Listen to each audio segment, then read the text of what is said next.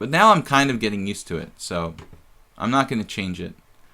I'm definitely not going to change it. You guys are somewhat happy with it. No one's been complaining. So, all right, what's up here? I'm in time pressure. This 5-0 blitz. Oh, Lee Chess Friend. You challenged me to 5-0 blitz? Yeah, he challenged me to 5-0 blitz. It's hard, Lee Chess Friend, because then I have to commentate and play at the same time with no increment. So, guys, please challenge me to an increment when you challenge me.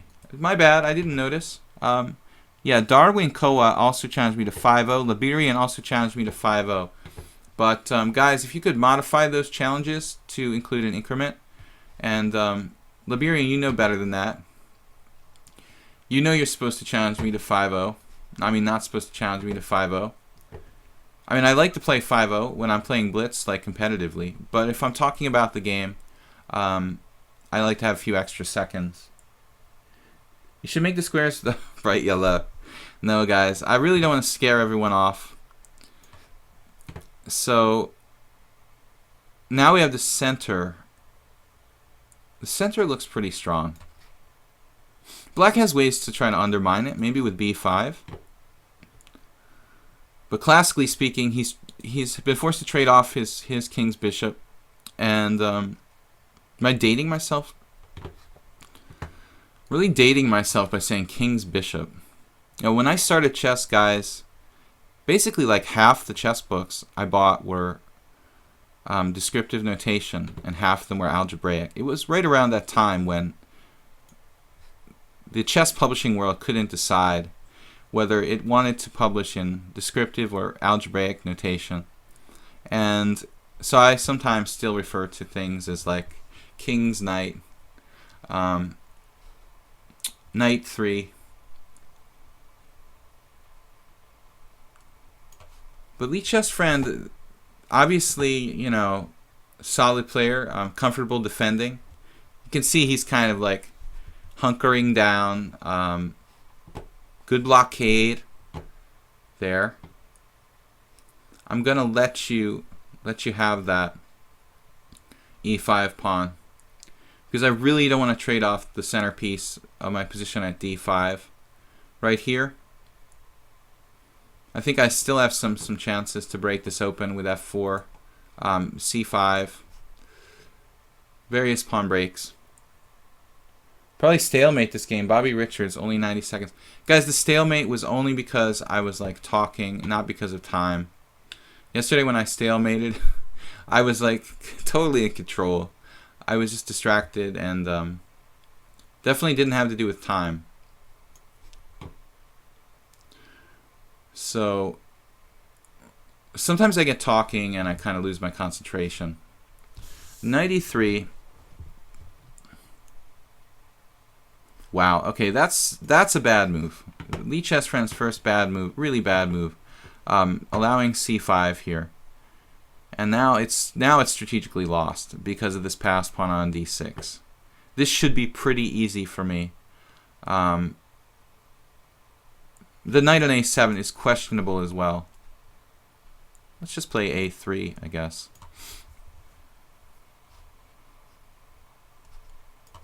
We have to break it open. We have to break black's position open. One way or another. It's going to happen. We also have this queenside possibility of like getting in on the dark squares over there. But it's a little more straightforward to attack black, you know, on the king side. However, having said that, he does have fairly reasonable defensive resources at the king side, so it's not going to be that easy. So once again, guys, challenge me with increment because I need that extra time to kind of focus on talking about the game.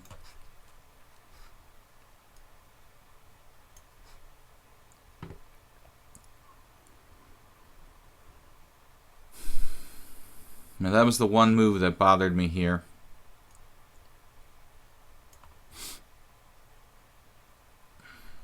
Okay.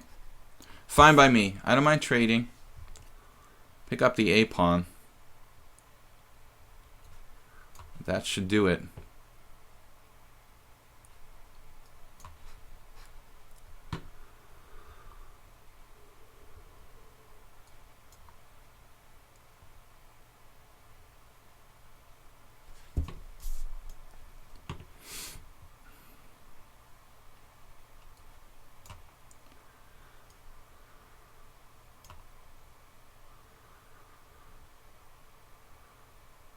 That's a lot of pawns.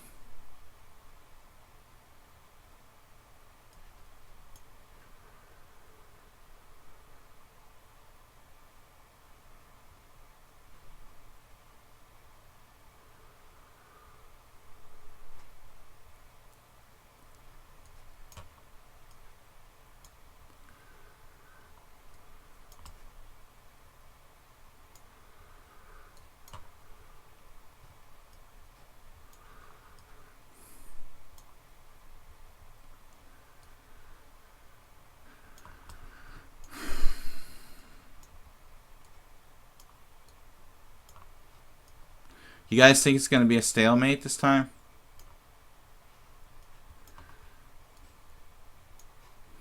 No, you can't stalemate me if you have pawns left to move. Okay, so let's try to avoid the 5-0 games. Rose Junkie 8-2. That's a good time control for a serious game. And Rose Junkie has given me some really good games. Let's try E4 against Rose Junkie today. We did talk about not playing enough E4 lately.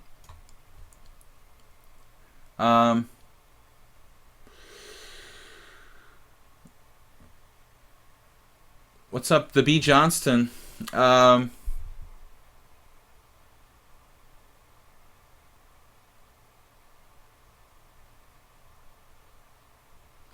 guys. Peart's defense against Rose Junkie. I don't think I've played E4. Now it's a Philidor. Interesting to play the Pearts and then transpose to a Philidor. Never tried to play the Philidor.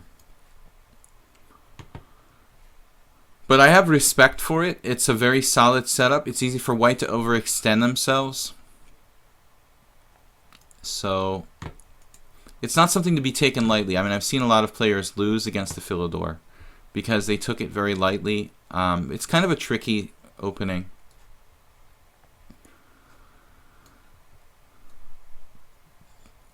I guess I'll play the classical kind of way here with Queen E2 and Rook D1 and Bishop A2. This is kind of a main line, I think.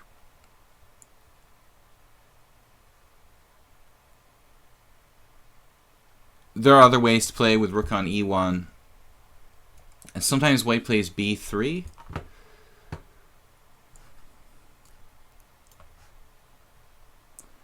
But there are sort of hardcore devotees of the Philidor who, I guess, I mean, they just know this opening like millions of moves deep.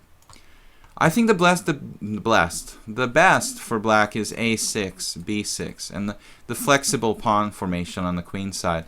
The way that Rose Junkie played it here is kind of old school, and looks like they're risking like weaknesses on the king side now with H6.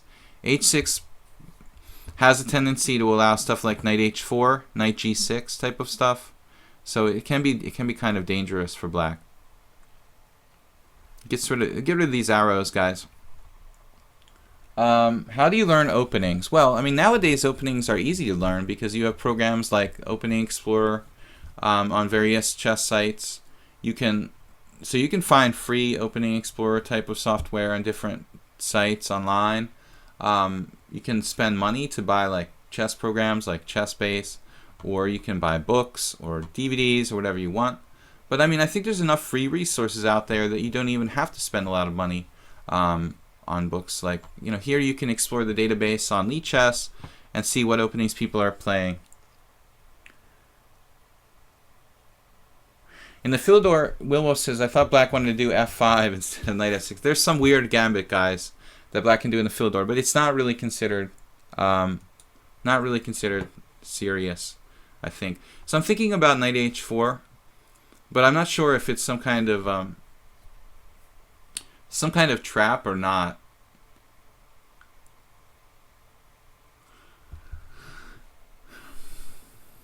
There's also Queen C4, which can happen in some positions in this line. But I think I should probably try to be on the safe side here. Knight H4. Feels like I'm leaving the center if I play knight H4, honestly. Let's go for it. We only live once, right? We only live once. It seems like black's played very passively here with h6 and a5. So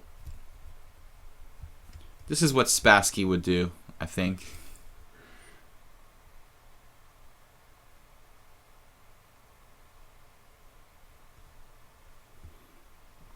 Knight h4, knight f5, both of these squares. And again, like, there are some really nasty tactics, like sometimes white has bishop takes f7 check, and I have a teammate, Pop Gellert, on my Hungarian chess team he's a very strong FIDE master, but he used to know this really well. I used to watch him play blitz against people where he would play, and he's an aggressive player. He would just rip people apart in the Philidor. Watching him play blitz sometimes against Philidor players was pretty merciless. But I'm not that up on the theory, so I never really sat down and memorized the lines in the Philidor. I just go by what I've seen, what I know by intuition. But as far as memorizing 20 moves of theory, I don't know enough. I guess that's what you really have to do, folks. I mean, if you want to be a professional, you really have to play basically like 20 moves of theory in all lines. So here the problem is like a kind of standard one, I think. If I play queen c4, black has d5, and then if I take on d5, there's knight b6 in between move.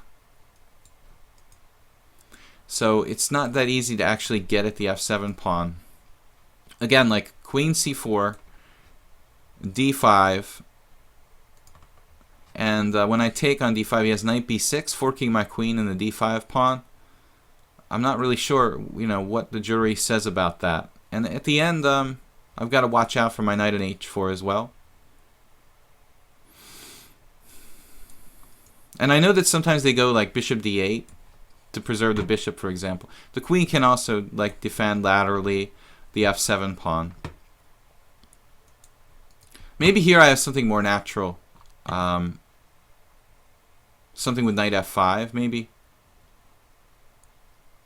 But I don't really see anything concrete for white. Queen c4, d5. I could even play knight takes d5 there. It's kind of interesting. Maybe that's actually good for me. Queen c4, d5, knight takes d5. Then he plays knight takes d5, pawn takes d5, my guy's hanging on h4. No, it's... I think this is some kind of like standard stuff.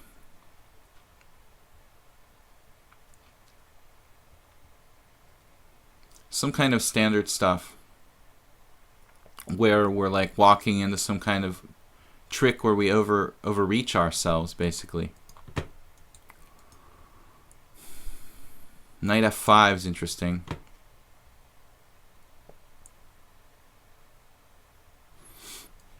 I'll just play knight f5. So I mean, again, if we look at the Women's World Championship yesterday, it was like 20 moves, all pre-prepared with the computer. And then we shake hands and agree to a draw. It was a forced draw. What about queen c4 now? Now he's got the queen laterally defending. He or she. But there's also issues with my knight on f5. So, I just don't know, guys. Maybe queen f3 to get my queen off the file with this rook here. I just don't really like it, to be perfectly honest. There's all this temptation on this diagonal here, but I just don't see anything concrete. And here we might have some tricks, like pawn takes pawn, rook takes pawn, knight e5, knight takes h6 check is an interesting trick. Possibly. Speaking of my Hungarian team, our first board, Zoltán Varga, also plays the Philidor. So the Philidor, it's he sometimes plays it with white. He's a GM who sometimes plays like e4, knight f3, d3, bishop e2, knight d2. And I've seen him beat people with it.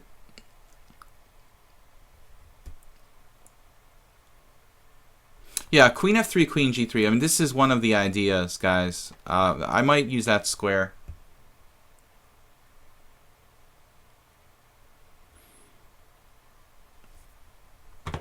Yeah, here I want to take with the rook, I think. But I do have to watch out for knight e5. My knight on f5, it can get hacked off by the bishop on c8, and sometimes it's not the greatest thing if white has to take back with the pawn on f5. I also have to watch the back rank as far as counterplay for white. So it might be more stable for me to play knight takes d4 here. It's not as exciting, but it looks like a more solid move. Knight takes d4. The problem is knight e5, and I'm not really sure like where my queen is going. Knight e5, knight takes d4, knight e5, queen g3.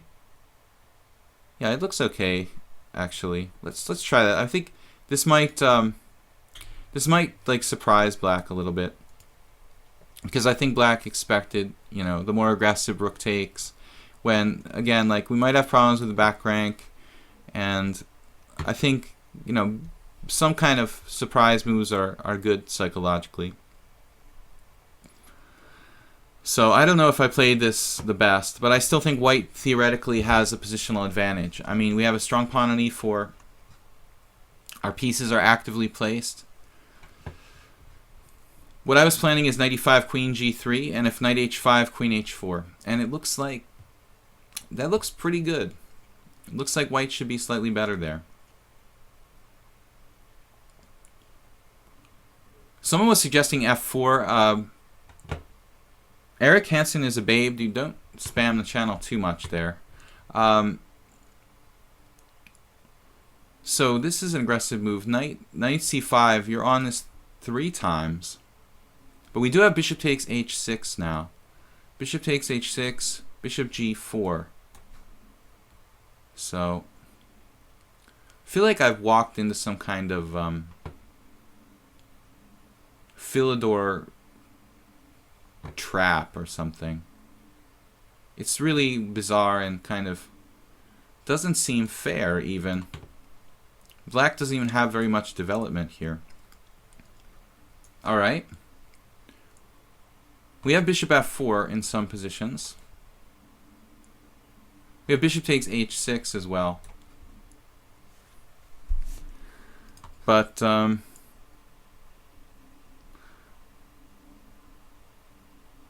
have the feeling that Rose Junkie is pretty booked up in their Philidor.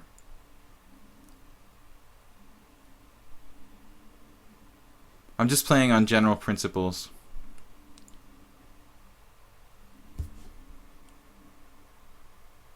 Knight e5 and knight g6, GG. Yeah, you definitely, black could have played knight e5, knight g6 type of ideas.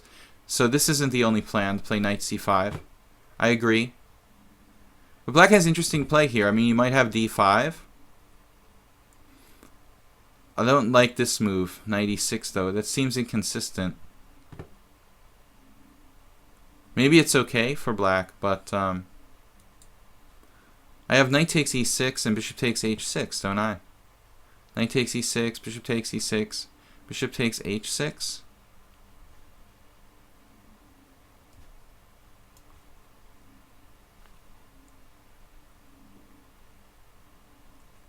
I guess black will have some compensation in that line. Maybe it would have been better. Maybe it would have been better to just play knight f5 after knight e6. But I started panicking because of the time. Rose Junkie has played very tough games against me. Please don't be deceived by this rating. I don't know what's up with this rating. It's totally provisional, and it's always a casual game. Rose Junkie is playing like expert level every game against me. It's been very tough. So when you see 1500, it's like you just assume it's an amateur, a weak player, but it doesn't have to be, guys. Especially when you see the question mark there. It's over 2,000 in the other rating categories, so very solid player.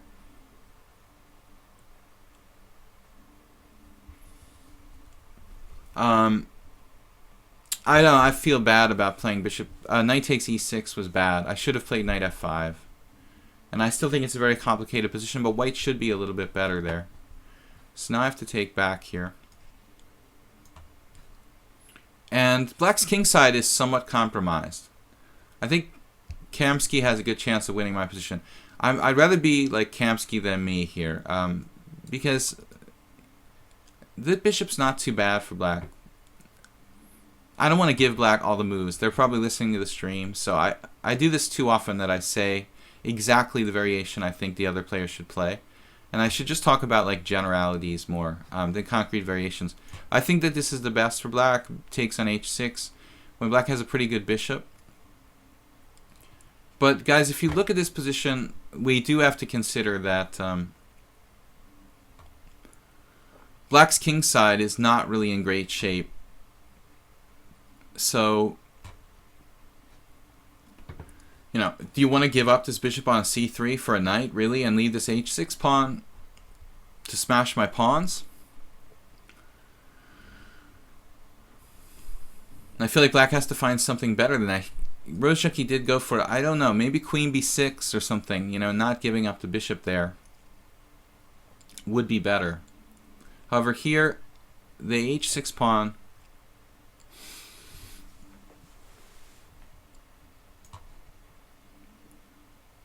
I need to get my rook in the game. The A rook.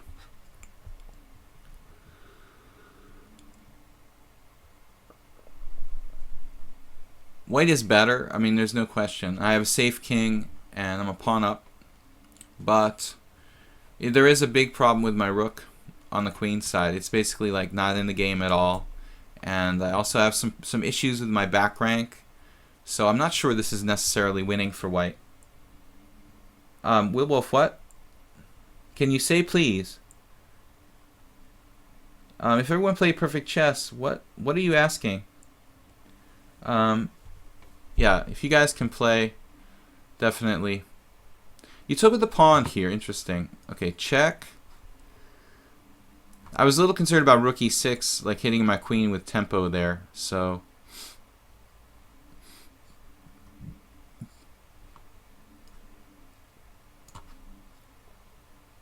I still have to address my rook, but this will create a pass pawn. What am I doing here? Letting him trade queens? I'm not sure that's the right idea.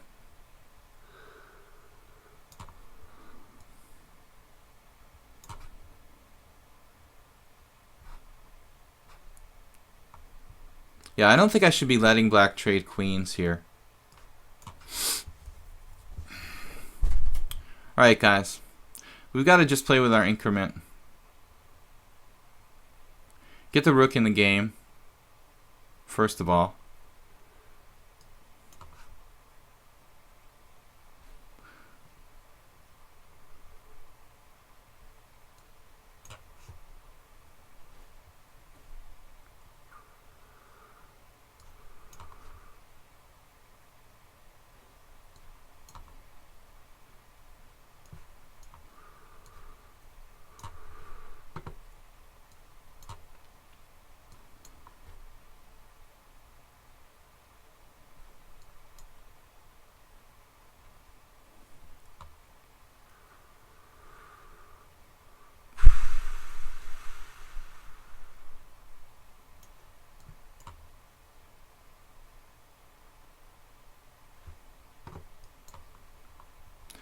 I'll just be lucky not to lose at this point.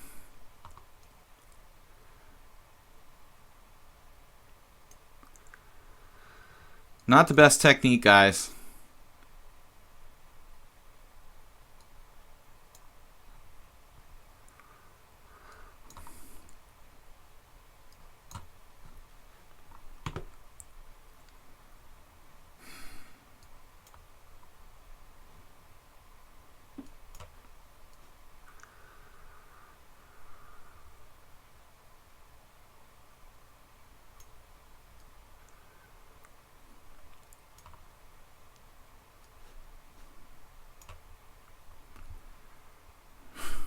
Okay. I guess it's a draw, guys. Alright. Pretty crazy game. Rose Junkie, very tough as usual. GM, a dirty cheater. Rated 2430. Over 13 games. Let's play Skevedingen first. So, GM, a dirty cheater, are you related to Kasparov's Putzfrau by any chance? Seems like every day we get a weird 5-2 challenge from a 2400 rated provisional account. Yesterday, Kasparov's Putzfrau, I think we were in good shape against them, but unfortunately, we got in time pressure. That was a good game yesterday. We were better against that guy, but he was very, very fast. So eventually, I couldn't find the winning move. Scheveningen, are you here? Thirsty Burrito. Burrito. Can I ever verse you? What is your account, Thirsty Burrito? We're going to play... You can absolutely challenge me. Did you challenge me on Lichess? Are you GM, a dirty cheater? We wanted to play Skevedingen, but he's not answering our calls. So we'll let him come back. And GM, a dirty cheater. Are you Kasparov's Putzfrau looking for a rematch? You're white again. Let's see. Yesterday I played the Caro-Kann against Kasparov's Putzfrau. We don't know who it is. But I have a feeling this is the same player. I'm not sure, but the same time control, the same rating. It's very possible. Does anyone want to claim responsibility for GM, a dirty cheater? This is the game I lost the other day in the Rapid tournament, but my opponent played Queen A4, Queen B3 instead. This is more standard and probably stronger. Queen F4, Queen E4. I played this against Levon Aronian many years ago in a friendly blitz game. Knight B4 was in the old days, I played this against Aronian. Nowadays, we have Knight C7, and Knight B6 is kind of, maybe even my innovation, I'm not sure. Knight B6 is interesting. I was debating with one of my students yesterday if it's better to put knights on B6 or C7. And it seems like in general, C7 is better. My theory is that the piece that's closer to the center is better. So C7 seems like it may be superior. I'm going to just sacrifice a pawn here. I played this long ago, prepared this for a game. But it was many years ago, and I can't recall the analysis exactly. GM, a dirty cheater. That's an interesting name.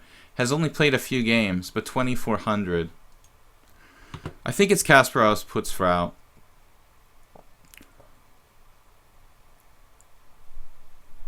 Now knight takes e7, avoids exchanges. Oh, sorry, dude. You hung your queen. Too much pre-moving there in bullet land. No, I can't give you take back now. Are you serious? Really? You want to take back?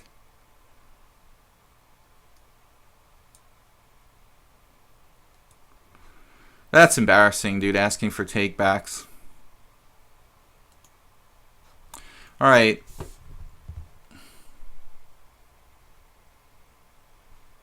Why is my opponent proposing a take back here? So normally we don't really do a lot of take backs, but we'll make an exception for you, GM, a dirty cheater. No, it's like really weird. I don't know what this guy is trying to prove here, but Scheveningen challenging me again. Let's try to get a real game. Welcome back, Scheveningen. Are you here with us this time? He re-challenged me. Now he's here. It just looks like it was Kasparov's Putzfrau. He likes to play a lot of bullet. This is a bullet thing to do to pre-move queen takes e7 in a 5-minute game, and it's just like kind of silly. Why would I want to trade queens there? So Scheveningen with the c3 Sicilian.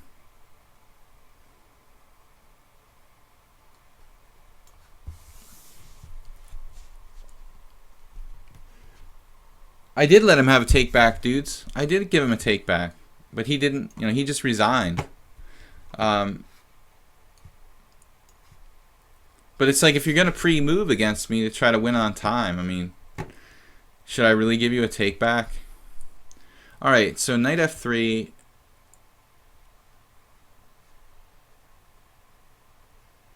We'll play g6 here. Maybe not. Let's play the old e6.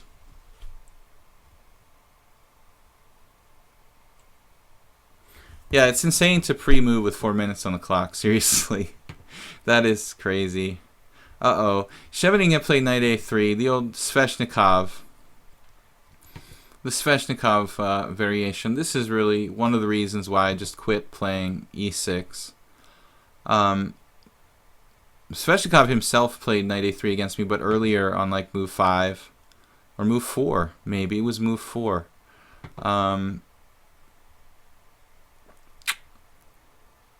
That's a pretty tough line for black. I guess this is the main line: knight c6, knight a3, queen d8. Not very fun for black. Checkmates YouTube. KID. Like King's Indian Defense. So anyway, I have the feeling that was Kasparov's Putzfrau from yesterday, guys.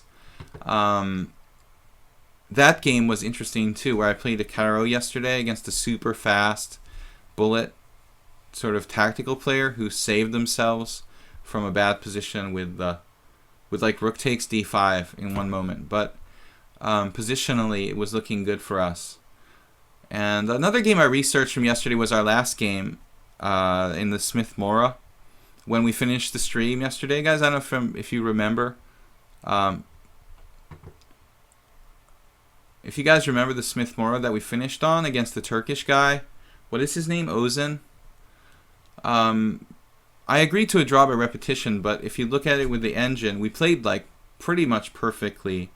But at the end, I could play rook c8 and play for a win. The computer engine said I'm a half pawn up. I didn't see that I can allow knight d5 by white, the sacrifice knight d5 by white, and still be better because of tactical ideas. So, but that might have been that player that you guys were talking about. This is book. It's not a very fun line for black.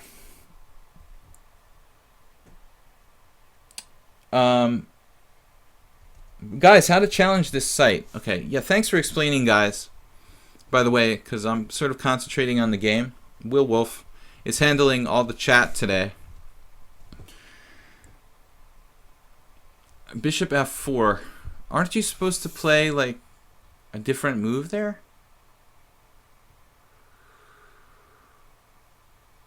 I think white's supposed to take on c5 in that position. Am I not mistaken that takes on c5 is normally the move?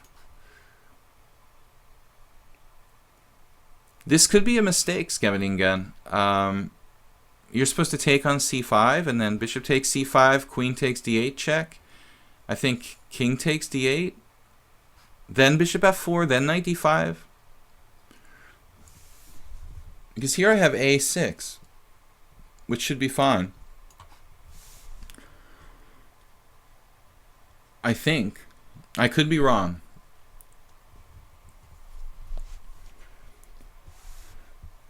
Guys, feel free to comment in the chat on Twitch. We don't have enough really participation there. Will Wolf kind of all alone at the moment. So we talked a little bit about the Women's World Championship. I'm kind of bored with that match already after 4 games. I'm thinking Hu Yifan is a big favorite, but she doesn't seem like well, what can I say? Actually, Muzishuk was pretty well prepared, so I think Hu Yifan should just try to play chess, not try to get into a battle of chess engine preparation with Muzishuk. Why doesn't she just play chess? So something like, play like Gata Kamsky a little bit instead of just regurgitating what your computer engine says. Aeroflot, we're going to tune into that today and see what's up. Lots of good chess over there. Let's see if Gelfand and Kamsky can get to the winner's circle through sheer intimidation. Knight a3. So it looks like we equalized because of inaccuracy here by 7 again. DST, welcome to the stream. I thank all you guys who are regular contributors to the stream, and hopefully we can make it grow. Now, this interesting question: do I want to ever take on a3 here? I do have knight takes c3 in this position. Knight takes c3, knight takes c6, knight takes d1. That's bizarre. Never had a combination like that before. You could play knight takes c3, knight takes c6, queen takes d1 check. Rook takes d1, knight takes d1. Well, what if white just takes back on c3? Knight takes c3, b takes c3, bishop takes a3, and then something like queen a4, I guess.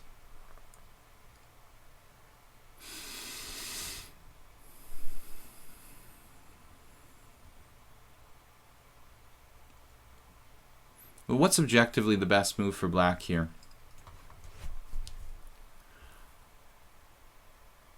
Bishop takes a3, knight takes c6.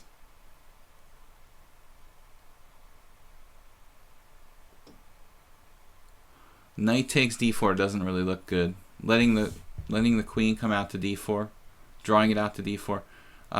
Probably that would be a mistake. Let's see what happens here.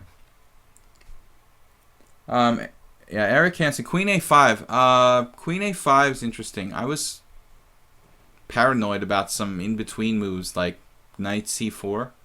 I was kind of lazy to calculate that. Not really sure what's going on there. Queen a5 should be considered. White has various ways to attack the queen with knight b3 and knight c4. I just didn't really want to have to go there.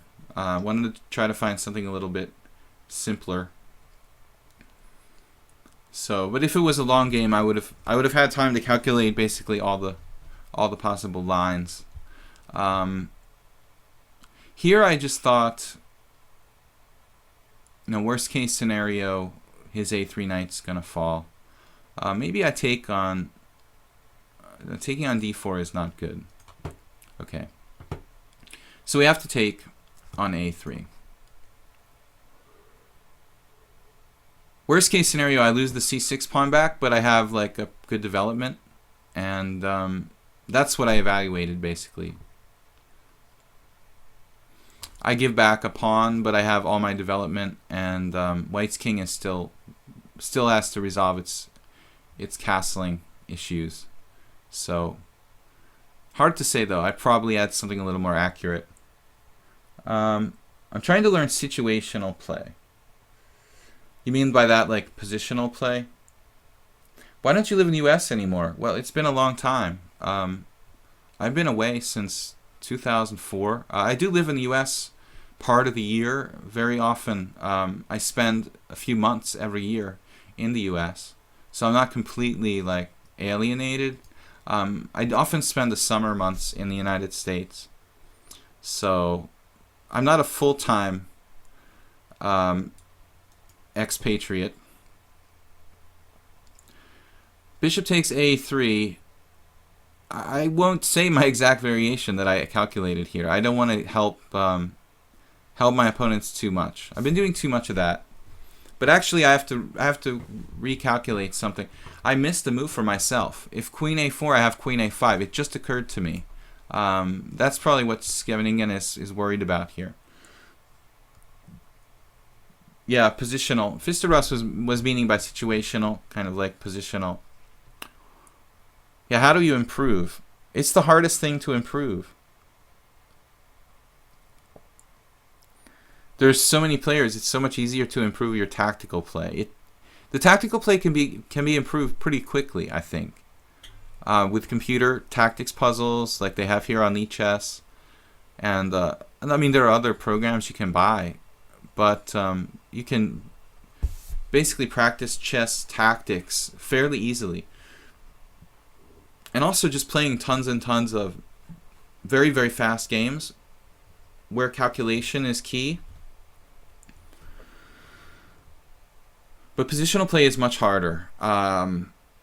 That's where you really need... I would recommend getting a coach, not just a plug for myself as a teacher, but if you can afford it, hire someone as a coach to take a lesson every week, someone who focuses on that kind of stuff. It's really not that easy. It takes a lot of time to learn on your own strategic chess. So if you have the luxury to pay for lessons, I would go that route. If you don't... you're going to have to study a lot by yourself, I would say. Bishop d3. That's a sensible developing move. I think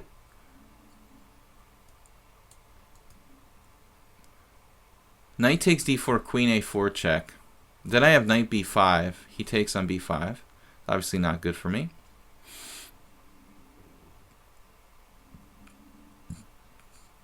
Yeah, but again, I'm miscalculating.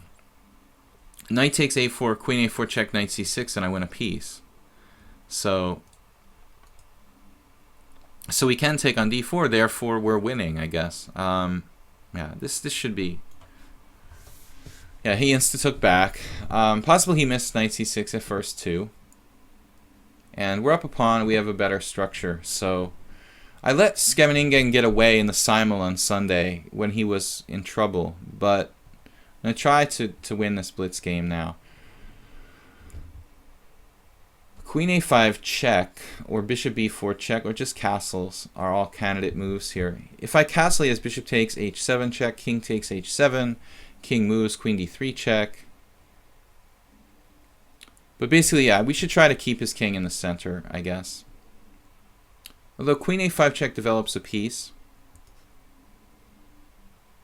Also defends my a3 bishop, so this also stops queen h5. It has a lot of points. It's pretty mobile there too.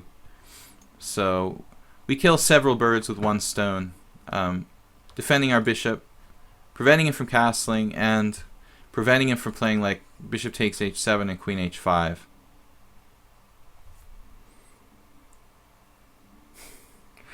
Wilwolf is classic, man. He's like, I wish there were teachers that didn't charge you for lesson. Yeah. Well, I wish, you should try for a socialist type of world. That's how the Soviet Union, basically functioned,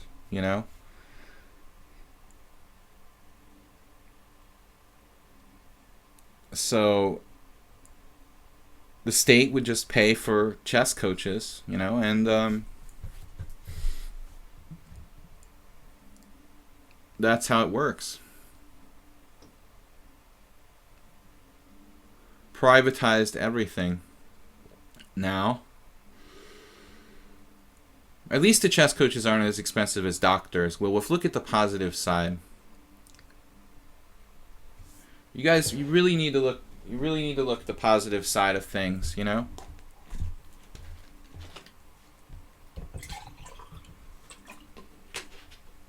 If you guys are interested in lessons, please send me an email. I need to support myself, and the best way you guys can help me support me is by taking chess lessons. So you can always email me at videochesstrainer@gmail.com.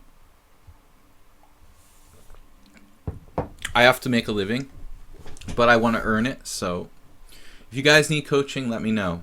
Queen e2 now. Scheveningen, king on f1. He's got problems. He can't get his king up to g2. He'd have to play basically like h3, king g1, king h2. So now my queen on a5. Active, but I need to develop the rest of my pieces. So here we go. He's got this queen e4 thing.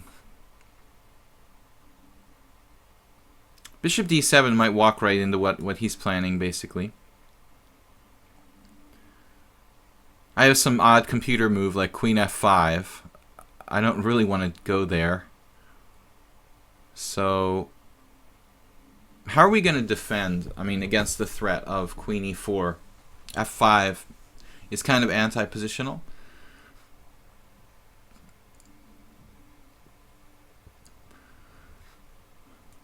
g6 is also weakening. Ideally, I'd like to move my rook, play bishop back to f8, and g6 and bishop g7, maybe something like that. Also, keep in mind that here, Seveningen does like want to use his rook, so he's probably going to be playing like aggressively with his h-pawn. So if I play g6, I can pretty much count on h4, h5 for white. So it may be better for me to do f5, basically, at some point. But I need to develop the rest of my pieces. So rook d8, attacking a pawn. Maybe bishop d7. That's again sacrificing this pawn. I can play f5 straight away. Let's just decide. I don't really like g6. It feels like it's playing right into h4, h5. So I play f5 right away. Bishop d7, queen e4, f5. Queen takes b7. And then bishop b5, bishop takes b5. Pawn takes, I lose a pawn back there. He could get his bishop trapped in some positions on g3.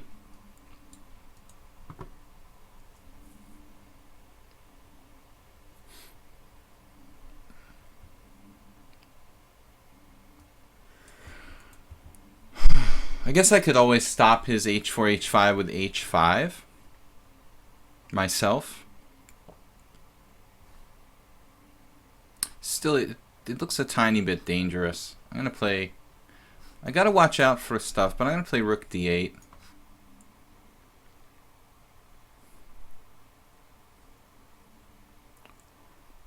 This is a blitz game now. 50 divided by 4 equals 12. Interesting. I'll have to do that math. He's going to play f5, right? Issue is that it makes things awkward and hard to hold together if you make mistakes. Yeah, we're going to play f5 if we're forced to. But honestly, you know, rook d8's kind of nice because it kind of... If he plays queen e4, I guess I'll still consider playing g6. Maybe now. If I play g6 right away, it felt like it's just encouraging him, waving a red flag to play h4, h5. Bishop d7 drops the pawn on b7, and so this is kind of a useful move, I thought. In some variations, my bishop's going to come back to f8 or maybe even e7, and to reguard, you know, reclaim the long diagonal, basically, helping defend around my king. So I thought that bishop f8, bishop g7. I'm still in the back of my mind toying around with playing g6, basically. That's like the long and short of it. Bishop e5, interesting move, but I think he's got some bishop takes h7 sacrifices. Interesting move. I mean, he may end up forcing me to play f5. He's got some bishop h7 sacrifices here. After f6, yeah, I mean, f6 looks really ugly. So, I mean, we're probably going to have to do double bishop sacrifices there. Like, Lasker looks kind of scary. Now he has sometimes g4 as well. That's sort of disturbing. Maybe I could do g6.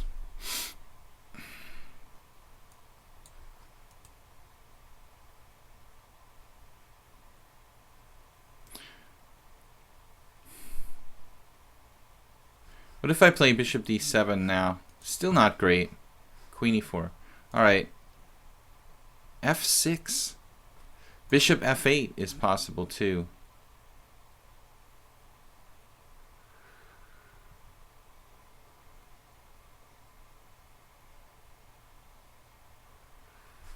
Wow, bishop e5 is a great move.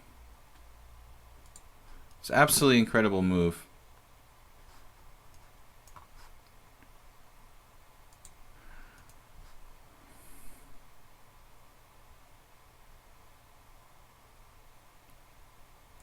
That's the absolutely best move. I mean, bishop e5 is solving a whole bunch of problems for white, you know. This bishop wasn't that well placed on there. Now it's a centerpiece in this position. He's got mobility with the g-pawn. He has both bishops, possible sacrifices on the king side. f6 doesn't seem to really work. So, is Twitch so lame, or is it only chess? Chess Prophet, what do you mean by that?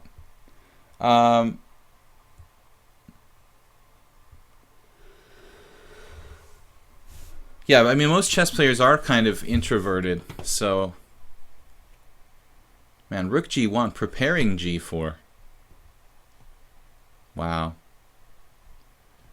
This is pretty nasty. I wish I could sack the exchange somehow. What about, like, just trading this guy off with bishop d6?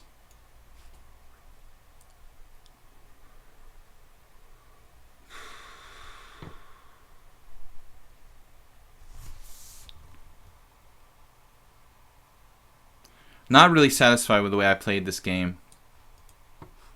Chess Prophet. And now, bishop d7 at some point.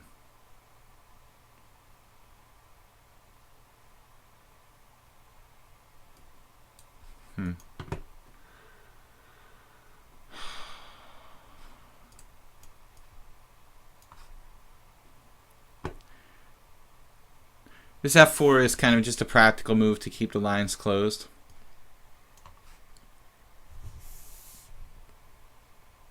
It interferes with his position, basically.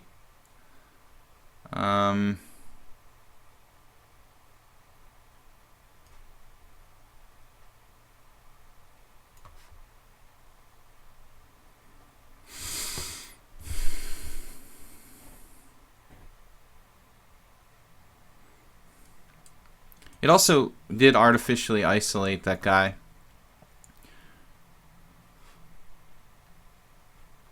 Now what? Why is it so hard to develop my pieces here? It's like ridiculous.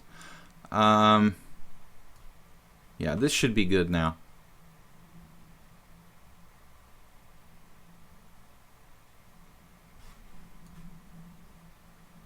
I'm still not convinced.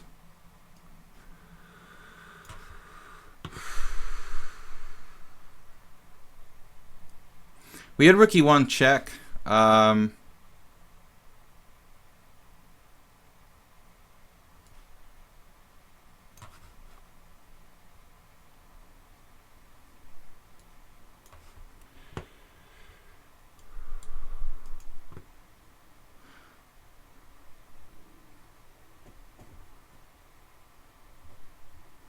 Bishop f4 looks inaccurate.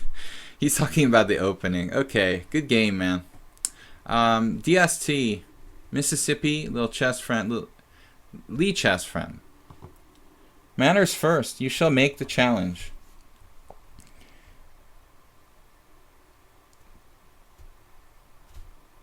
I was wondering why there's so few chess streamers while chess is so widely known. I think, honestly, you know, Twitch is more like video games oriented. So, you know, really the site wasn't necessarily intended for literal games. Knight f6, g6. DST, who's watching the stream regularly. I'm also, you know, probably going to start like a YouTube stream at some point. but I haven't really gotten around to it. D6. Rook G1 too slow. Yes, Kevin, and I didn't know why you didn't play G4 right away. Bishop E5 was a great move. That's a really, really essential move there. It makes a lot of problems for me. But yeah, I don't really like the setup for black. The normal E6. It's okay, but if you play the Sicilian and you want to win with black, I can't imagine playing for a win in that variation for black, basically. Rook E1, DST. Did you play this against me once before? I guess 97 transposes some kind of weird, like weird fianchetto sort of Pierce. How is chess a video game? Yeah. No, I'm just saying that Twitch, the site is intended mostly for video games, right? You understand what we're talking about? That, like, you know, someone was asking, is Twitch lame? Why are there not more chess streamers? And I'm saying that, you know, Twitch is essentially a site that's mostly, the most primary purpose of it is to, you know, stream for like video gamers. So that's all I'm saying. Obviously, we know that chess is not a video game. Manners first. But thank you for the update. I only played the Alapin hoping you play the G6 line, which you prepared. People are prepared. You guys are preparing for me. That's so sick. So Rook E8. It's basically a bad King's Indian for white now. The D4 square. This is like classic bad for white, because of the D4 square. You don't have any way to control that square with a pawn, whereas I can control the corresponding square on D5. So this is one of the first sort of positional lessons that you have to learn when you're playing either with or against the King's Indian. The bishop is going to be very, very useful for me to control the dark squares. Not many even on YouTube. Yeah, I guess it's not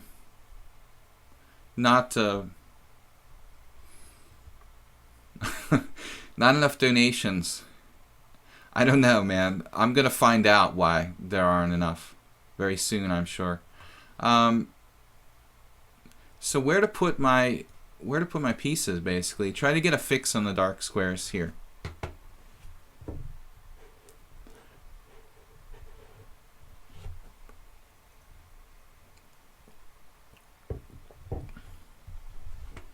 Well, I mean, yeah, I think that the earlier argument about chess players, guys, as far as chess players go and like being introverted, I'm a pretty outgoing person, so I make a decent like chess streamer. But it is, you know, the classic stereotype is true that a lot of chess players tend toward the introverted side.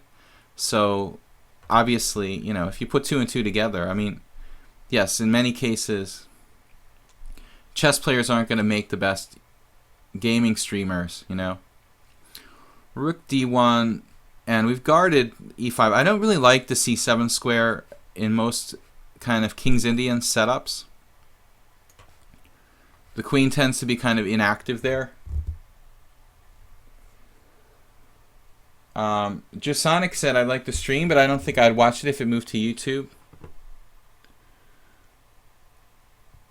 Yeah, I'm totally up in the air. I mean, I'm thinking about YouTube as an alternative. We'll see what happens. I'm not really a big fan of YouTube and huge internet corporations either. So YouTube is this very monstrous, like, internet business that's kind of scary. You know, if you don't like Starbucks coffee, then you probably don't like YouTube either. I mean, YouTube either. Knight C5. Controlled by Google, right? YouTube.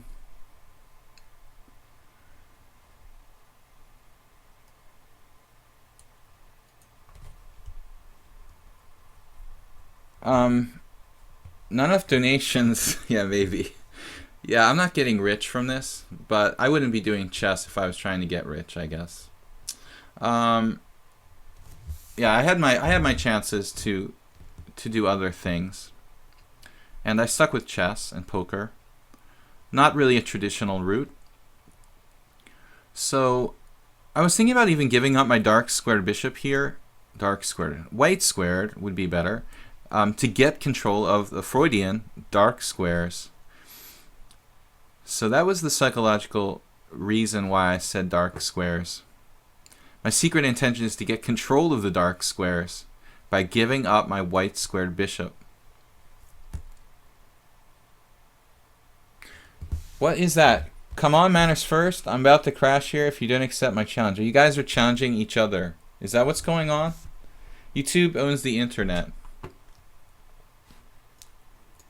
Not really the classical way to play this position, I have to tell you guys.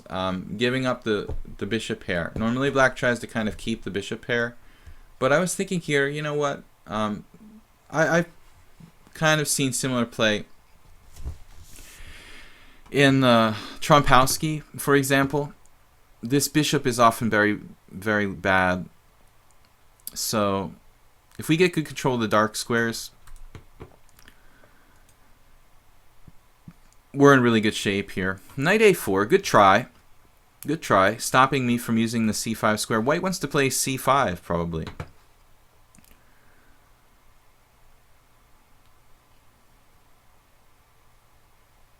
Maybe hard for me to make progress. I'm going to have to go back. We're going to have to rethink this little strategy of... We're going to rethink this little strategy of ours. Now, taking there, I think you should go back to c3. It's obviously not fatal for white to take, but I think that's fine. You want to avoid me trading dark squared bishops, getting a really permanent grip on the dark squares here. So knight c3. Going back, it's not clear what my knight is doing on c5 there. How I'm going to make progress. I would have played h5 probably to stop you from playing bishop g4 at some point. Right now, there's no entry point for white in this position. We've got to keep e5 guarded. I think I have a4, which is an interesting move.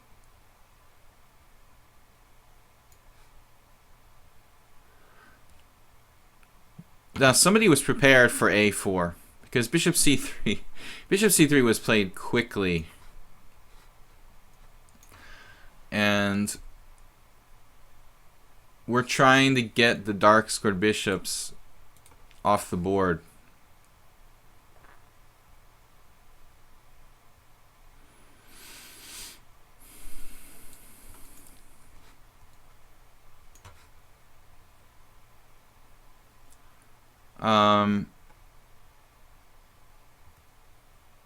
But I'm not sure that, white can't avoid the trade of dark squared bishops. I'm not saying this is winning for black, but it's an unpleasant position. Technically unpleasant position. You do have counterplay though. This move, yes.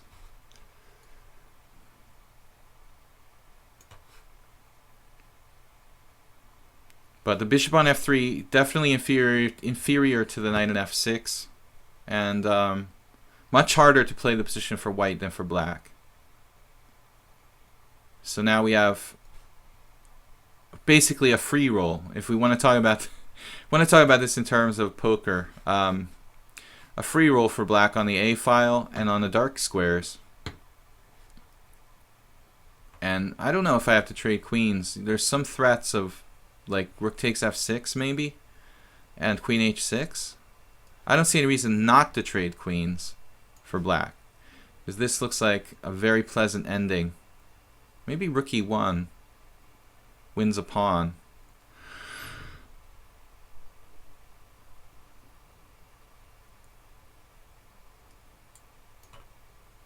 Rook b3 or rook b1 or rook e1, but I guess rook e1 is stronger. Welcome everybody to my stream here on Twitch. Don't worry, I'm not running off to YouTube. I'm just thinking about doing both, actually. It wouldn't ever be my intention to quit streaming on Twitch. I'm just talking about possibly like doing an additional stream on YouTube as well. So don't worry, I'm not leaving the Twitch stream.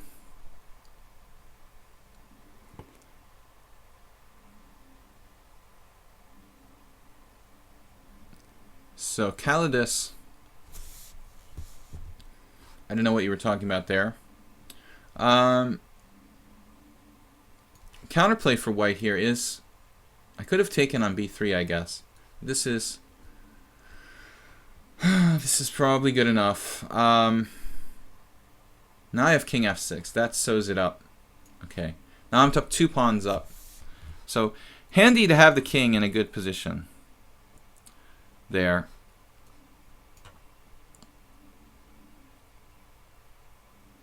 But this, guys, was a classic dark square strategy by black in the King's Indian.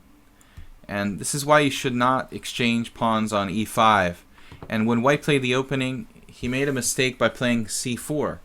The opening setup he played is fine, but it's like a Peert's defense. You know, white shouldn't play c4 and e4 as well. He should just play e4 without c4 there, and it's fine. So thank you for the game. So Coq de la, got Ghost Mind and Lit Chess Friend. Welcome to the stream, Coq de la. I guess you're watching the stream. I'm not sure, but it looks like Coq de la, like Russian. Not sure if he's here or not. We'll give him a minute to respond. Thanks for streaming. I enjoy watching learning. You're welcome, a fan of gaming. We're gonna wait like 20 seconds for Coq de la. Coq de la, are you there? Yeah, okay, e4. So we talked about the Peert's defense. Let's try to play it with black. I've been experimenting with this. Something a little different. He challenged me to rate it. I don't care, guys, if it's rated or not rated. Though I like to check before I make my first move. But do make sure, like here you see 5 plus 3. Do make sure you include an increment, so I have time to kind of talk about the game while we're playing. Sometimes people don't know. They challenge me to 5-0, and then I get sort of in vicious time pressure, and it's hard to commentate when I'm trying to not lose on time. Yeah, we're getting this move order a lot. A lot of people, like you, they just automatically play knight f3 when they see d6. They think it's going to be a Sicilian, but it doesn't have to be Sicilian. Although objectively, I think theoretically my best move is c5 there to control the center. So ask yourself why do we play a move like d6 if c5 is better? You know, why do we play c5 if e5 is better? So I think I'm going to go for the bishop here. The basic reason for playing hypermodernly, you know, hypermodern chess is to kind of lure people,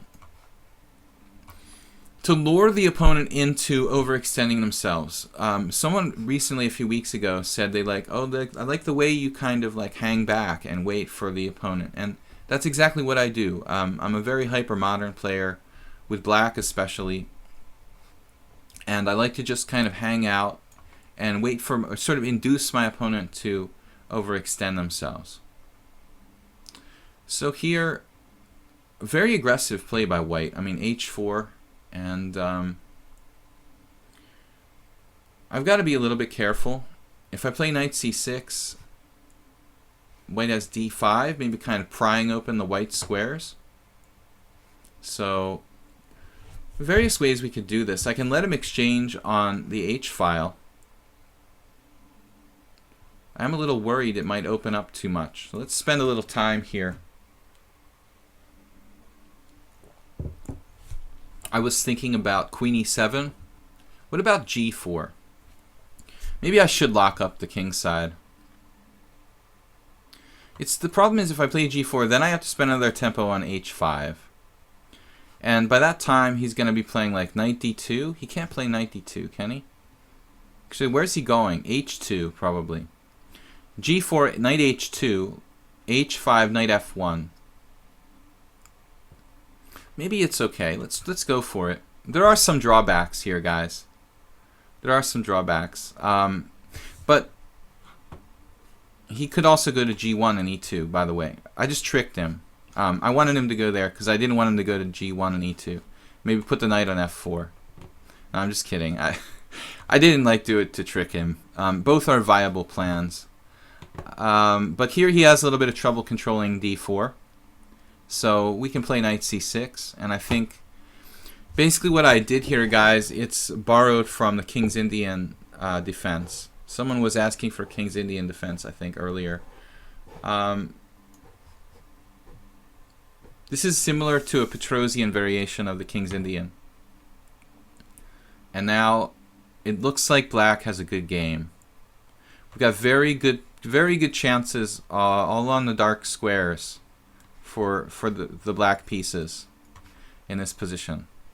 So again, look at all these diagonals. White has no dark squared bishop on the board, so he's going to have huge issues with controlling the dark squares, which are very important and very open in this kind of position. Now, having said all this stuff, I have to get down to concrete calculation. This defending the square. I like my king here on E7. Where am I going to put my king anyway? I mean, where it's safe. I'm not going to feel any safer on the king's side. It's got a lot of pawn cover, and it's on a dark square. So this is as good a shelter for the black king as anywhere in the whole position. And meanwhile, white has a lot of positional problems. The dark squares are weak. I can play bishop h6. Maybe bring my rook up, rook g6, rook f6.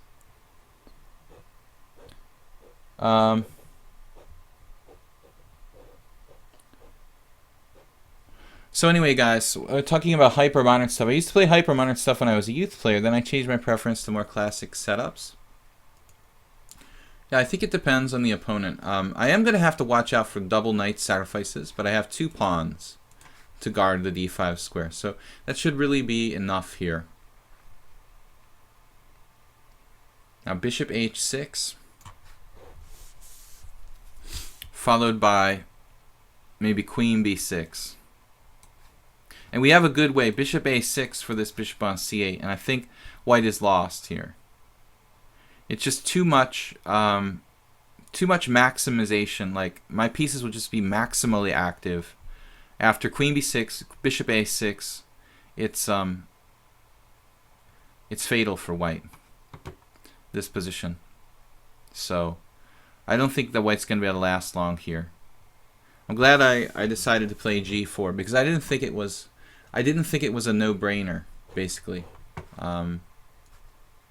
Yeah, and now he has knight c4 sometimes, but looks like queen takes b2 probably wins a piece. No, there he's dropping pieces. Okay, knight c4 was the only move. Knight takes c4, queen takes c4. Bishop a6. It looked pretty bad.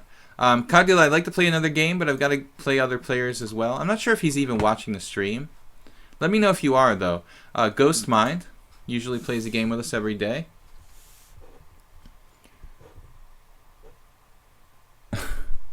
E4. Okay, Ghost Mind, speaking of hyper-modern chess, guys, let's play knight f6. Ghost Mind usually plays some really weird openings. Something different every day. But, okay, we're going to go into... who was it? Ocalidus, yeah, saying about classical openings. Yeah, I appreciate the classical openings, too. And I think everybody should study them as well. It's just really what mood you're in. You know, it really depends what mood I'm in, whether I feel like playing more classical type of openings or more hyper-modern. And when I play in a tournament, in a really important sort of format or a competition, I like to really try to focus on my opponent's preferences. You know, try to take advantage of their comfort zone, basically. So this pawn is in trouble on e5. I could play queen a5 or queen d4. I'm not sure it makes a difference here.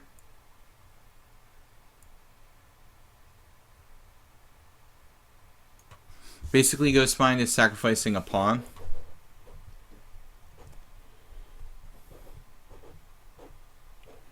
May you show us some French defense? Blah, blah. Well, okay. Fair enough.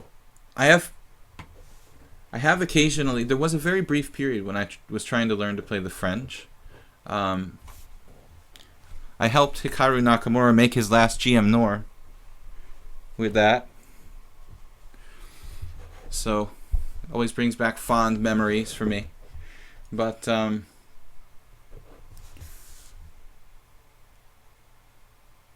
yeah, I wouldn't mind trying to play some French. Good idea. Thanks for the suggestion, Blub. I'll do that. So I just kind of get in these kind of like moods where I play certain openings. You know, you can't play everything, obviously. So French wasn't on my mind, but it is an interesting opening, very important opening. I wouldn't mind playing some French with black. I'm a little bored with Sicilian. So Ghost Mind here is down a pawn. We do have the queen out there in the middle of the board. Got to be a little careful with that. But I think bishop g4 is a reasonable move.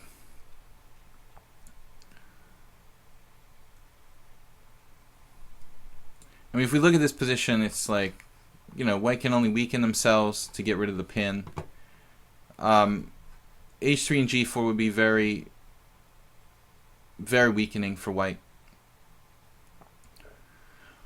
I think that he should do what he did. I agree wholeheartedly with d4. d4 or d3. The downside is that I can trade into a pawn up endgame. But maybe white just has to accept that. You know, he gave up pawn in the opening. He has two bishops. Maybe he has some compensation. Some sort of compensation for the sacrificed pawn. Not a lot. Here I think it should be pretty simple what he does. He could take with the pawn, but he's a pawn down with a bad structure and an ending. I don't like it. You know, I think you've got to take with the queen here. And just go into an ending, a pawn down with a bishop pair, and hope that it holds up. But now it's a pawn down with a bad structure, you know. So that's a whole nother ball game. I think that black is clearly winning here. Whereas if the pawn structure wasn't destroyed, white would have some drawing chances, objectively. So already I'm looking at how to set up my pieces in this position. A very solid setup for black, based on maybe e6, knight d5, king d7. And this way my king on d7 will be right in the center of the board for the ending, which is obviously already here. So it's important that, guys, that you recognize that when you're reaching an endgame, like, or a middle game that's like an endgame, you have to think about like your king needs to be an active piece. So it's no longer trying to hide in the corner. I mean, you want the king to be out in the game, in a controlled environment, basically. So I like black a lot here. Totally winning. White does not have. It's not only just down a pawn. I mean, he's down a pawn with a very bad structural problem. So that's like a pawn and a half versus a pawn difference in advantage. Now trading pieces would obviously be very good for me. Anytime you face the bishop pair, not just when you're up material, like anytime you should try to trade off the bishop pair, because the bishop pair is a very important asset. And here, unfortunately, I'm going to have to retreat my knight.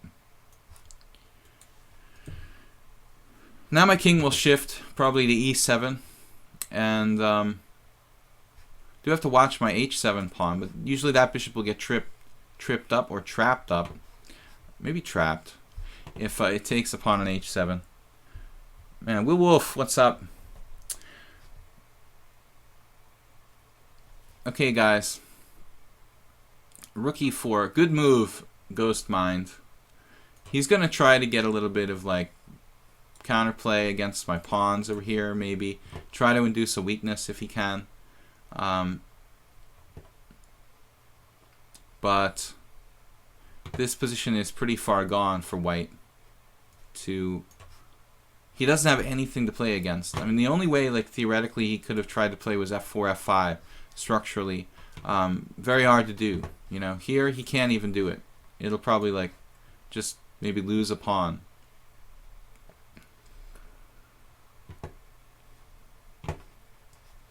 Maybe a minority attack also. But I think if white hadn't allowed the isolated pawn on d3, he was just a pawn down. It would be pretty hard for me to convert the game to a win. Up just a pawn, where white has the two bishops. If he had two bishops versus bishop and knight with a perfect pawn structure, you know, he could trade a bishop for knight at the right moment to get an opposite color bishop position, for example. A lot more flexibility with the good pawn structure.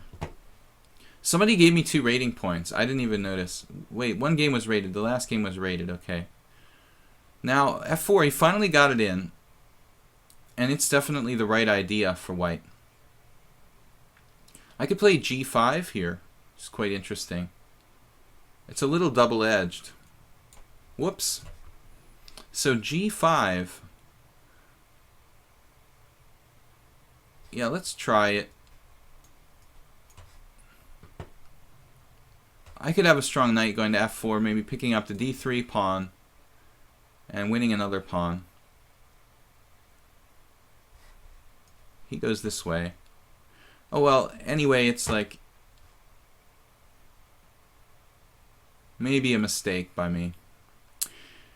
I don't really want to trade this pawn for this pawn. That would trade off one of his weaknesses.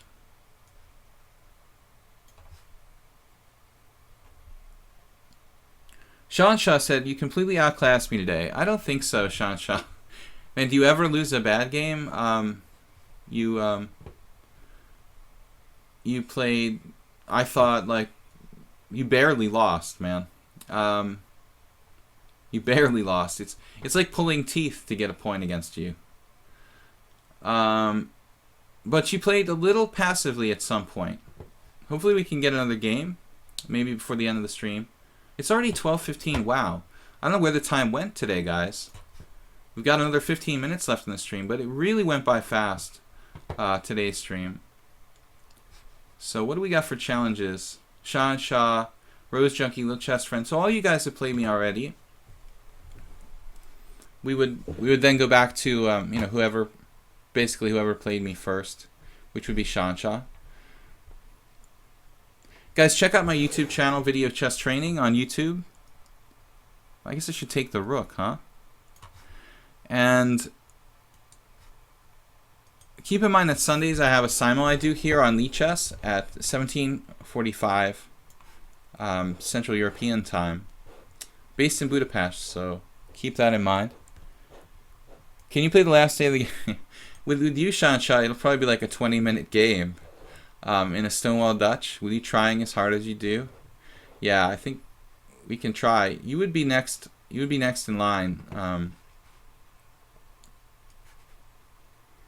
Hopefully, I beat you in 10 moves, and then somebody else can get a shot. And Ghost Mind getting mated. Thanks for the game, Ghost Mind, and we will give a rematch to whoever we can. Well, first I'm going to play. Let's see, we've got time for 2 games, Sean Shaw. I'm going to play Gigi and then a rematch against you, because Gigi didn't play today. So we'll give him a chance. And then Sean Shaw before we close it out. Let's see, I don't believe we didn't play today, right, Gigi? You didn't play. You didn't challenge. You didn't feel like playing? Uh-oh. It could be another Rogozin variation. Yeah, this is our little theoretical discussion here But last time, GG, you traded bishops on d2, c3. I don't like it. I don't think you should be giving up your bishop, although you came back in that game too. You need to do a little theoretical research here.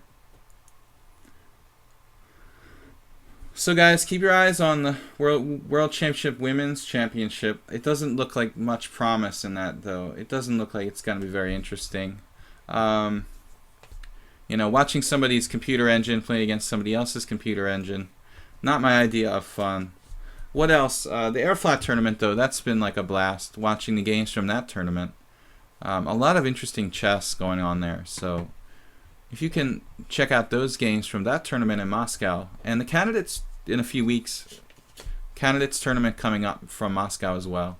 That'll be cool to watch. So rook e8 here. This is much more like it, GG, than the last game with me was Friday. This is much more like it, GG. Yeah, rook e8. That looks like probably theory. Reykjavik Open starts today. Interesting. I've always wanted to go to that. Like to visit Reykjavik. Maybe I'll one day go to that tournament. They seem to have a pretty long-going tradition of organizing that. A lot of players like to play from the United States because, you know, actually flying to Reykjavik doesn't take that long. I mean, what is it, like 4 hours or something from New York? It's much shorter than like flying to even the UK. I think Iceland. What is the Icelandic Airlines used to offer like pretty good deal. A6. So I'm running out of tempi moves here. Pawn takes d5. I don't normally like playing this exchange on d5 structure, but I'm running out of waiting moves here. We could play bishop d3, give him the tempo, I guess.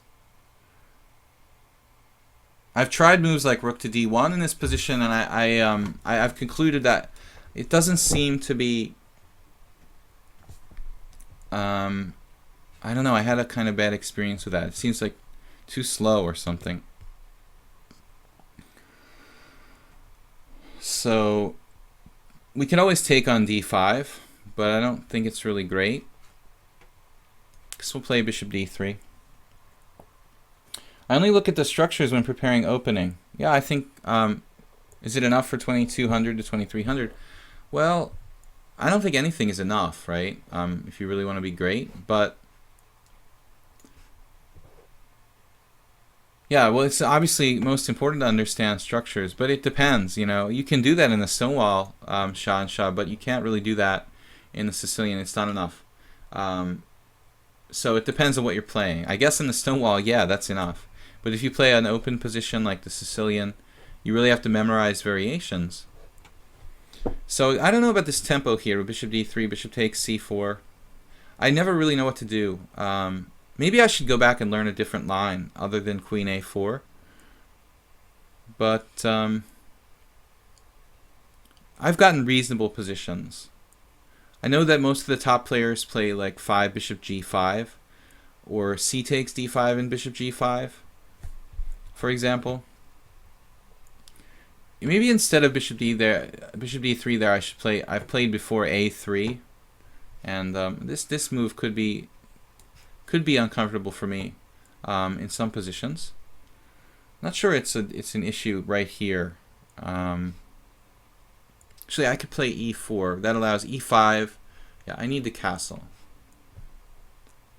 But GG, this is a good setup for black, I think. I've played many strong players online in Blitz who play this with black, and it's quite trendy and quite difficult for white to get an edge.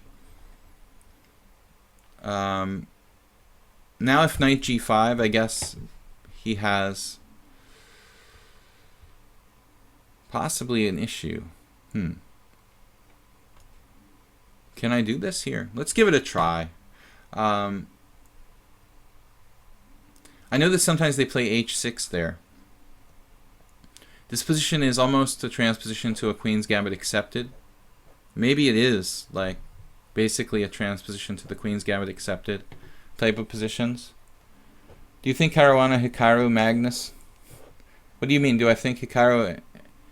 If you put them together, they're as good as. If you put them together, they're as good as Magnus. I don't lump Hikaru and Caruana together. They're different players. I like Caruana better.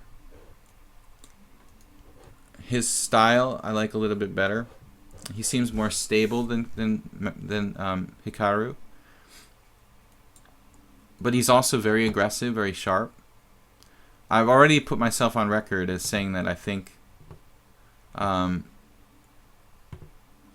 knight d5, g6 only move. I like Caruana's chances the best, but I have nothing against Hikaru personally. Knight d5, g6.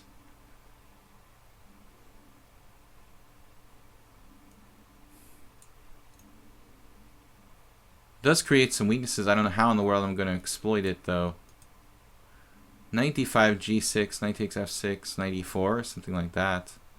d5.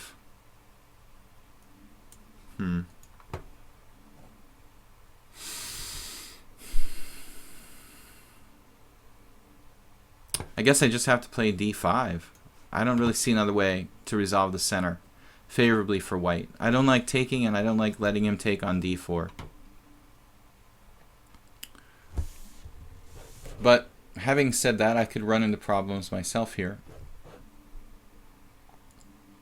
The night before I'm guarded. I mean, I'm guarded twice at d5.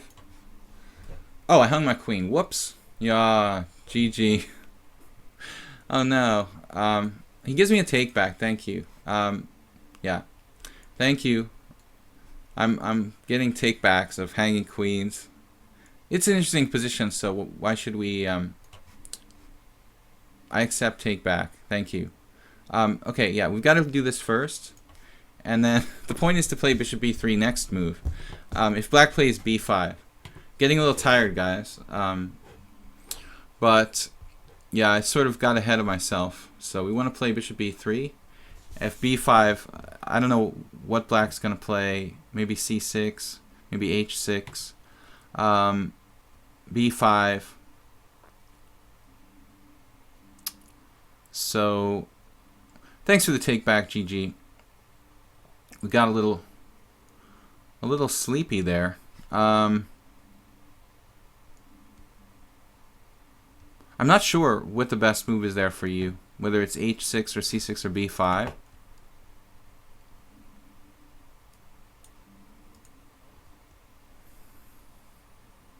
This is a solid continuation for black. I don't know, I might have had knight e4 as well.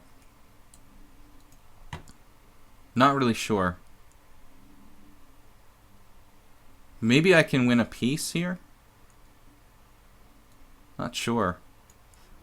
I guess I never actually win a piece. You always have some kind of move.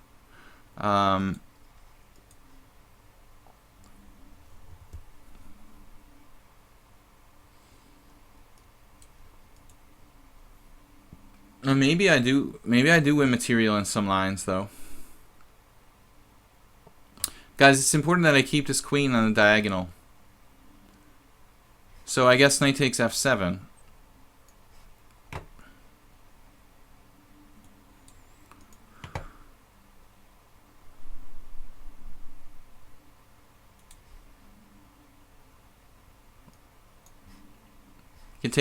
We can take on f7 whenever we want. So GG, very, very gracious, giving me the take back there. We've had one take back for us and one take back for our opponent. You've never accepted. Will Wolf sent me a message. Okay. Okay. Thank you. I'll check it out. So A takes B4. Queen E7 here. I'd like to trade queens, I guess, but I'm not going to get to do that, am I? Yeah, it was a little bit. I should have played maybe Queen G6.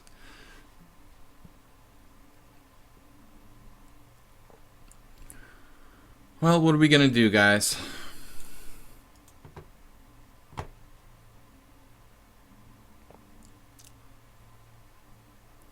I regret playing Queen A2 now.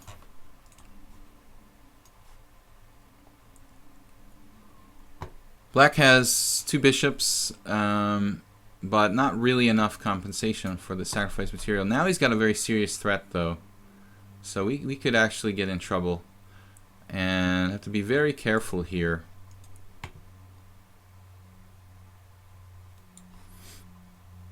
Oof. There is some danger in this position for me. 20 seconds. 19. Oh boy. You're gonna have to be very careful here. Yikes. He went there first. Well, I didn't mean to play that move, actually. Why did I play that move? I should have played Rook D1, not Rook E1. Kind of meant to play Rook D1.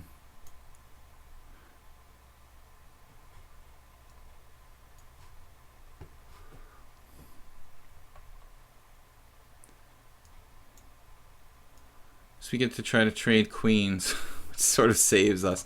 I think we were like lost there. Close to lost, anyway. Very close to lost. Against GG, just kind of lucky to survive. Kind of a we got to take back. It's a casual game. Good game. Thanks for the game, man. Last game against Shan Shah. Let's go, guys. Thanks for the take back, GG. But it was good to play it out, especially if I win. No, but you had your chances there. Woodwolf, thanks for sending me that game. I'm gonna check it out when I finish this last one. It was a game between who? Oh, versus Manners. Knight C3. The best behaved players on the stream. E3. Shanshaw, you played the Grunfeld. Trying to recall, did you used to play the Grunfeld before you started the Dutch? I have the feeling that you played that against me before.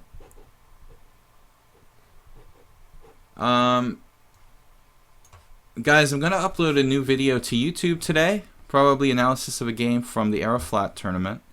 Please check out my YouTube channel and subscribe. Video chess training at YouTube. The link is in the description here on Twitch, or the info tab, I should say, not description. The info tab under the stream. Shah and Shah. I like that Stonewall Dutch you're playing, though, man. I think that's good. I think you should really learn that. But it's good to have more than one opening. I don't think that just playing the Dutch is that good of a practical approach. It's good to have kind of like 2 openings. Another Grunfeld player.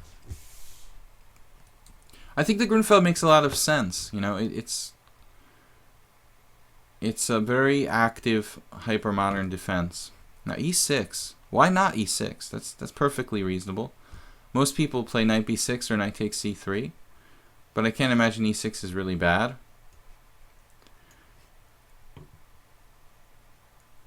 Absolutely nothing wrong with the move e6. It's a little passive, but white setup is pretty passive too, so I don't think it's that big a deal. Now a4. I don't want to give you b5 and free your position.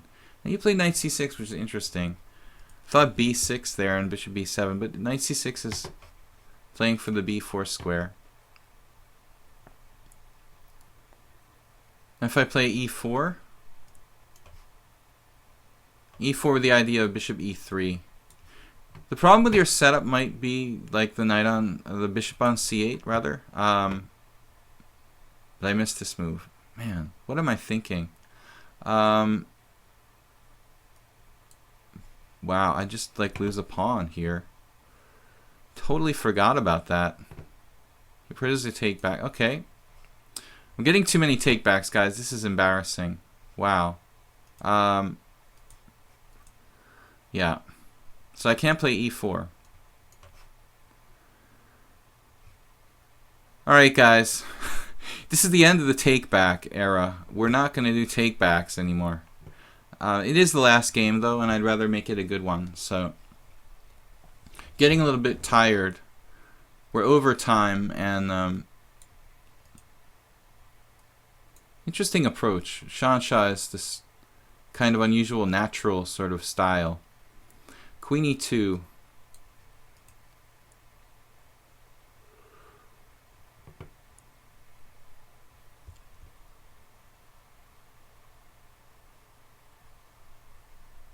Take a cold shower. It's cold enough already. Yeah, it probably wouldn't hurt though.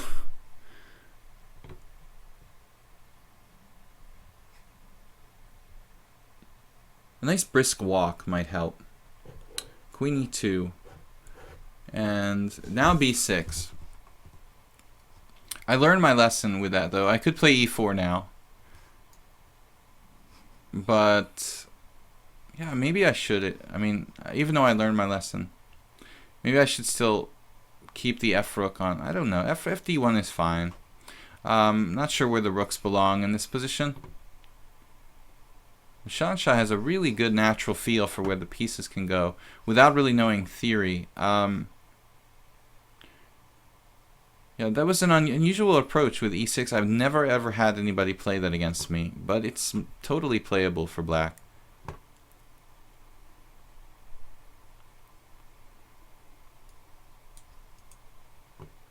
As I said, it's just a little bit passive, but I don't think beyond the level of playability.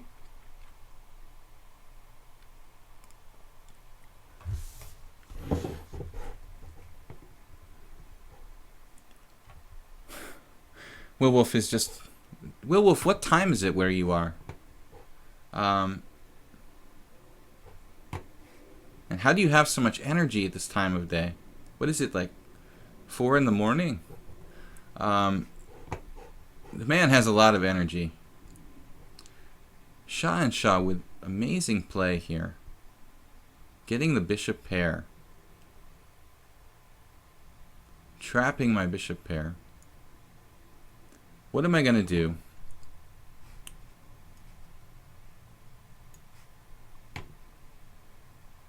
The way he coordinates his pieces is so cool. Now a5, I just never have anything.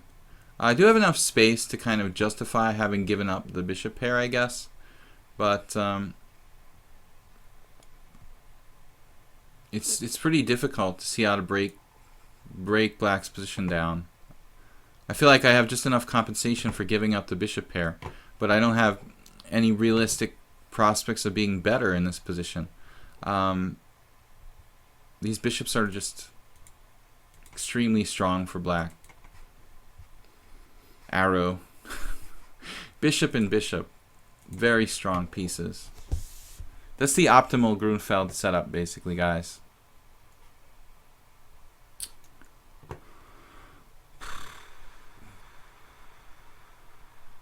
I have no idea what to do here. Like h4, h5. It looks pretty radical, pretty weakening. Rook d2. I don't see any way for white to go forward. Maybe I force him to play c6. I don't even know if I can do that. Yeah, that'll just take on e4. I can't even consider that.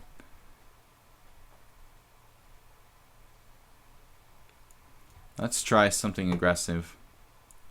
We do have better control of the center, theoretically. I really thought you just trapped my queen. But I'm not sure about bishop a6. Didn't even enter my mind. The bishop is so strong on b7. I don't think I would take it off that diagonal. Unless I had a forced tactical win or something.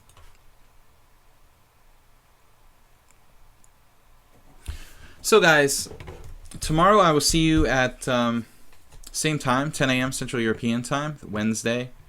And we'll see what's up. Any updates from the chess world. Today went by really fast. Feel a little weary. But Werenfeld, sorry you're late. What's wrong with knight to b5? Knight to b5 gets hit by c6, guys, and it's protected by the knight on b4.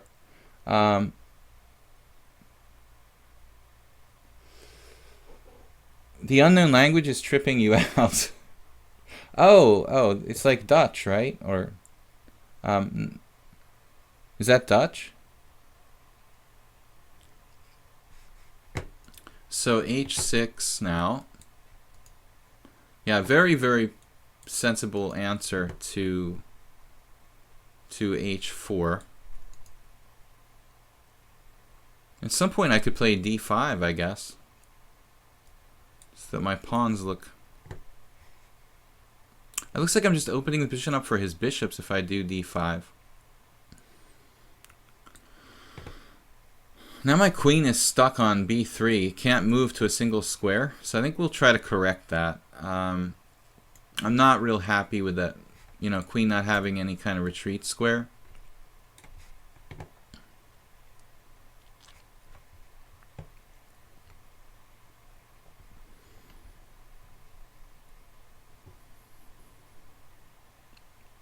So guys, this last game for today, we're going to close down the stream so I can rest for half an hour before I start working on YouTube project. Anyway, tomorrow we will check out the update from the Women's Championship Aeroflot Round 8 and continue here with some more blitz and, what do you call it? Classical chess? Wow, we're going to lose on time. Shansha is this tendency to play these amazingly tense games. What am I gonna do now? You're like trapping my bishop? Seriously? Holy crap.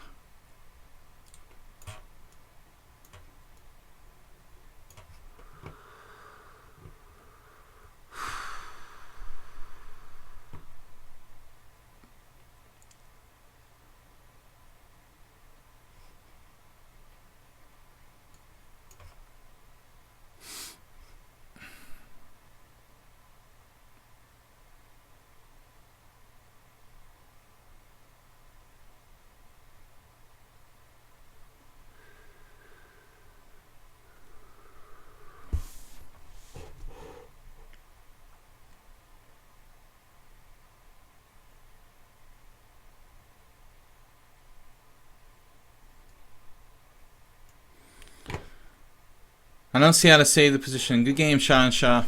So, I guess d7 there. I'm losing a piece, looks like. Maybe not, d7. But I really like the way Black played this game. Okay, guys, got kind of tired at the end there. Good game, Shansha. You deserve it. You deserve to win one today. Anyway, thanks, everybody. We will see you tomorrow. Thanks for joining in. Check out the YouTube channel, and we will see you tomorrow. Okay? Thanks again. Bye-bye.